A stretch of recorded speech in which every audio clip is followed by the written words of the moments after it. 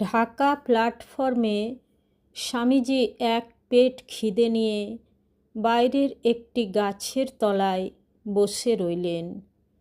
ঠিক তখনই এক অদ্ভুত ঘটনা ঘটল। দূর থেকে একজন লোক প্ল্যাটফর্মে এসে স্বামীজির দিকে আঙ্গুল দেখিয়ে বলতে লাগলেন, বাবাজি বাবাজি, আমি আপনার জন্য খাবার এনেছি। তিনি ক্রমশ আরও কাছে এলেন।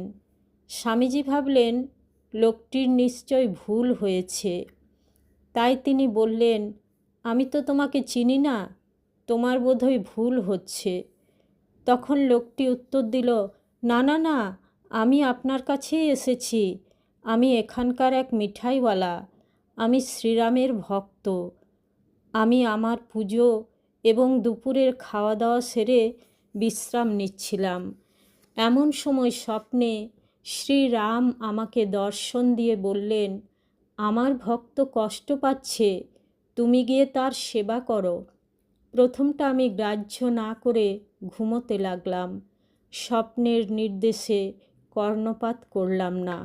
কিন্তু প্রভু আমাকে আবার ঠেলা দিয়ে বললেন, যাও যাও, এক্ষুনি যাও। তখন আমি ধড়মড় করে উঠে পড়ে এইসব লুচি মিষ্টি তৈরি করে জল নিয়ে প্ল্যাটফর্মে এলাম এবং দূর থেকে দেখেই আমি আপনাকে চিনতে পেরেছি। স্বপ্নে রামচন্দ্র আপনাকেই দেখিয়েছিলেন, কাজেই দয়া করে আপনি এগুলো গ্রহণ করুন।